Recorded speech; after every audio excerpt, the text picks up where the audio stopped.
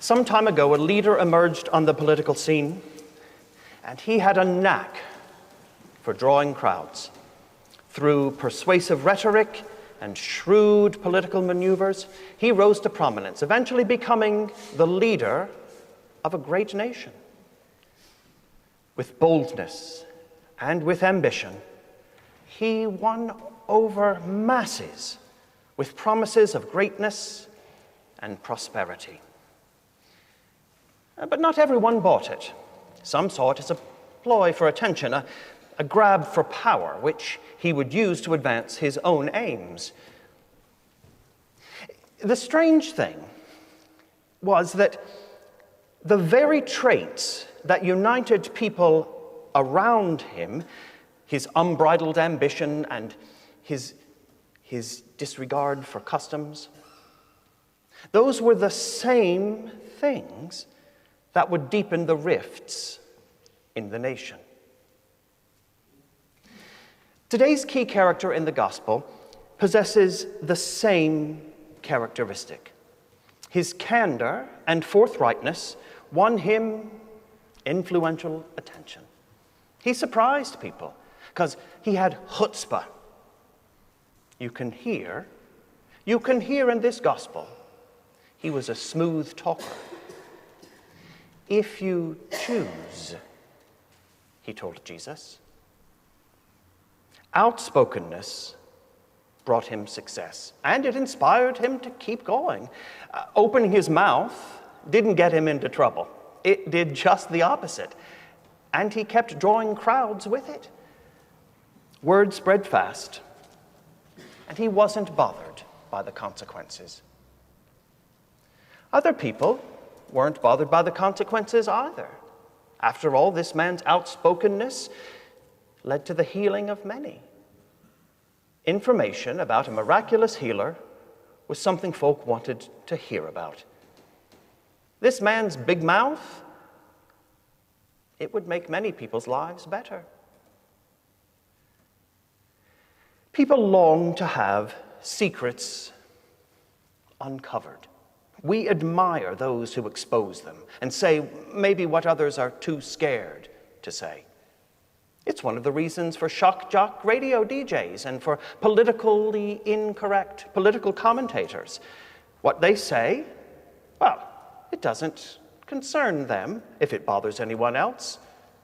They say it without fear of reprisal or harming anybody else. Those who share strong opinions are seen as champions of free speech. They're provocateurs. And these kinds of people, well, they have an appeal, especially in times when individuals feel their freedom or autonomy is threatened. Folk don't like to be told what to do or think or say. And just to be clear, I'm not talking about some other group of people, some unenlightened, easy-to-fleece group of people lured by others' charms. Most of us, including me, admire bold speakers, people who make us feel seen and acknowledged.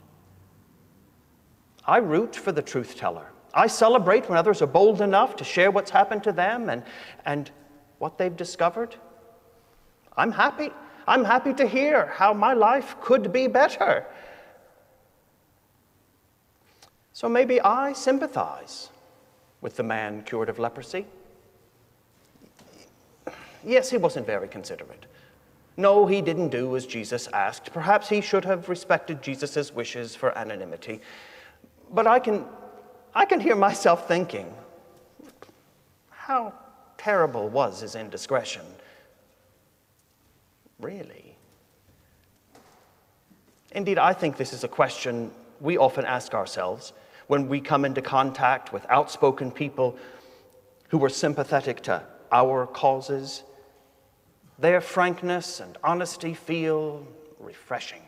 They upset an apple cart that probably needs some upsetting. So we're willing to forgive a misstep. We can overlook uncouthness. Because, well, the means justify, or they're justified in the end. And here these words get caught in my throat. I know, you know, how this turns out.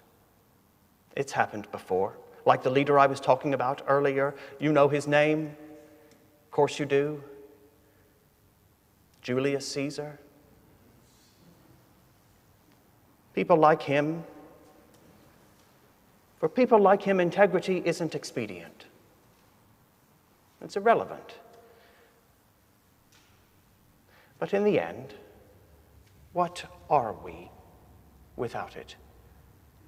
If undermining someone's honor, disregarding privacy, or breaching trust, are just part of playing the game, heavens, what kind of game are we playing?